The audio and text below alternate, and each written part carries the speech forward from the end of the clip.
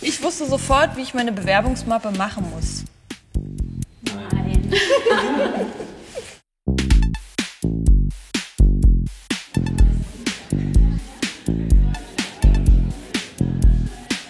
Ich hatte so eine kleine, so eine A4-Box, in die ich alles reingelegt habe. Ich habe seinen Handgepäckskoffer, seinen alten, genommen. Ja, ich habe eine von meinen Großeltern geschenkt bekommen. Dachte mir, geil, da packe ich es rein, dann muss ich mir nichts ausdenken.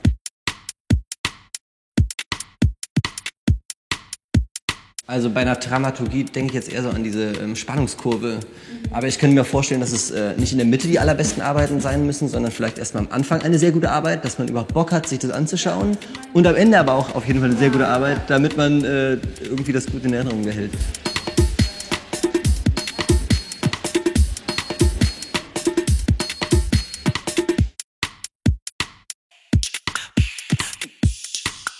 Sollte eine Story sein, das Ganze, ein Rahmen, so wie ein Layout. Und damit soll möglichst dicht und in einer kurzen Variante beschrieben werden, mit großer Aussagekraft, was man für eine Person ist und wo man hin will. Also sowas bei mir überhaupt nicht. Ich hatte nicht einen roten Faden, der sich von Anfang bis zum Schluss durchgezogen hat. Ich hatte richtig viele verschiedene, eigenständige, kleine Dinge. Aber trotzdem ja dann reduziert auf jetzt nicht, also eben nicht auf 50 Arbeiten so durcheinander, sondern irgendwie 20 zum Beispiel zu nehmen.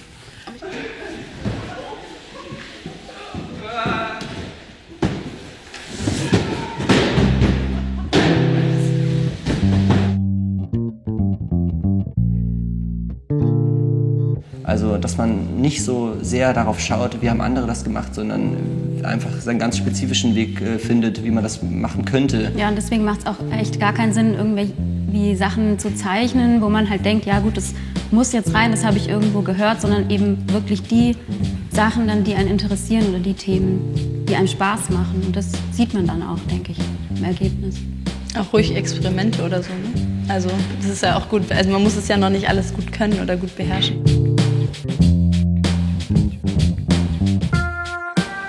Also wenn man Design oder Kunst studieren will, dann will man sich ja mit Sachen auseinandersetzen. Und das heißt, man ist schon offen und bereit dazu, sich mit irgendwas zu beschäftigen.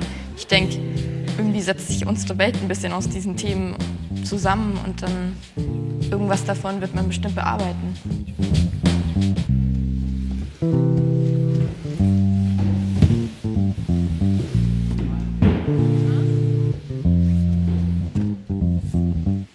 Ich kann mir vorstellen, dass es schon Arbeiten gibt, wo du denkst, wie zur Hölle hat er das gemacht? So.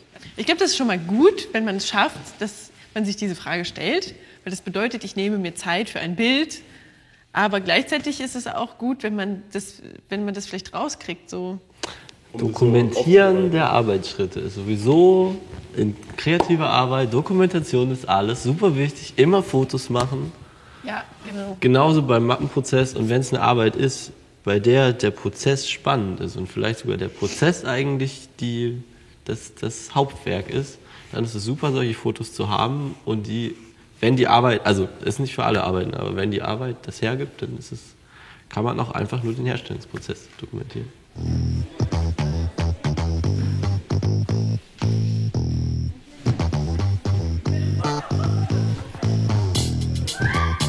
Wenn man so leidenschaftlich für etwas brennt, was irgendwie in die Richtung geht, was du dich bewirbst, dann ist das auf jeden Fall richtig. Ich finde auch, dass man, wenn man sich bewirbt, dass man noch nicht denken muss, dass man jetzt schon irgendwie genau das weiß, was man vielleicht auch will, sondern so eine Grundtendenz spürt, so das interessiert mich irgendwie und das versuche ich in der Mappe rüberzubringen. Und Leidenschaft ist ja auch der Garant, dass man eben an der Sache bleibt und Lust hat, sich damit auseinanderzusetzen.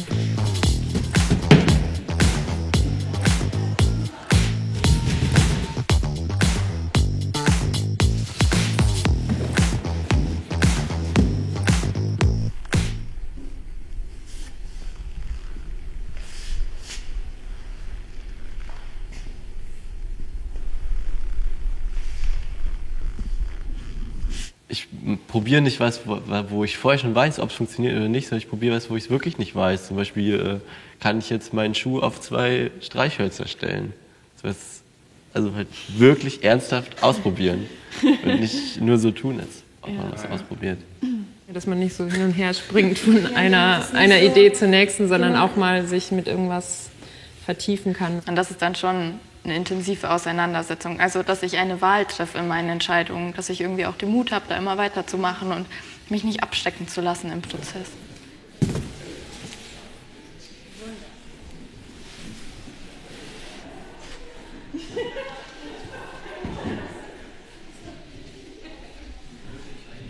Bin ich überhaupt originell? Keine Ahnung, aber das hier ist auf jeden Fall etwas von mir. So.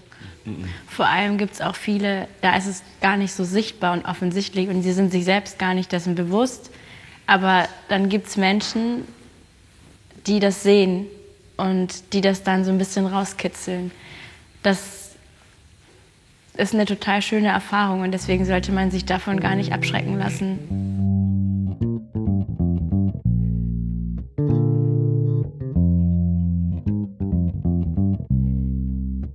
Bei uns im Studiengang gibt es auch ein paar, die vorher einfach schon eine Ausbildung gemacht haben oder irgendwie gearbeitet und man das dann auch in der Mappe halt sichtbar wird, dass die schon Arbeiten gezeigt haben, die sie vorher gemacht haben. Und andere kamen gerade frisch vom Abi und haben vielleicht, weiß ich nicht, ein halbes Jahr vorher angefangen.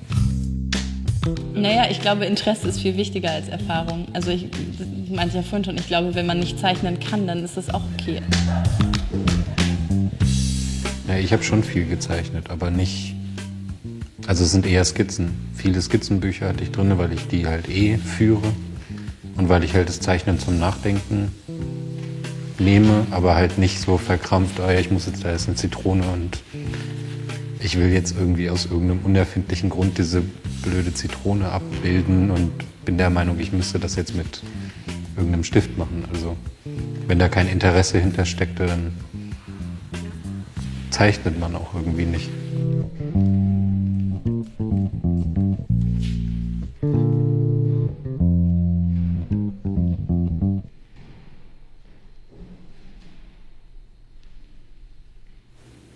Eine gute Mappenschule sollte ja gar nicht so aufgebaut sein, dass man quasi so Dinge lernt, sondern einen dazu bringen, dass man sich auf die Suche begibt. Mappenschule kann gut sein, aber nur muss halt nicht. Ja.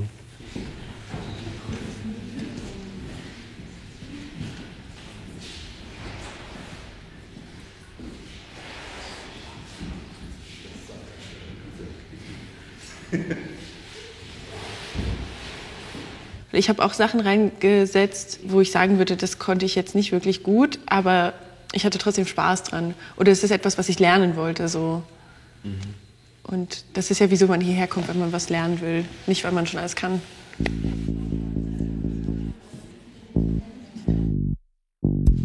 Wenn man Tipps bekommen will für seine Mappe, muss man vielleicht auch an die Hochschule gehen und sich dort Tipps holen, wo man sich bewerben will. Oder einfach vielleicht auch bei der Jahresausstellung versuchen, einfach in Kontakt zu kommen. Einfach drüber sprechen mit Freunden, mit anderen Studierenden, vielleicht da den Kontakt suchen mit Professorinnen und Professoren. Generell mal hierher zu kommen und so zu fragen, ey, könnt ihr mal mir helfen, in die Mappe reinzugucken? Ich weiß überhaupt nicht, was ich da reinmachen soll. Ich finde, das ist eigentlich so der beste Tipp. Mir hat es auch geholfen.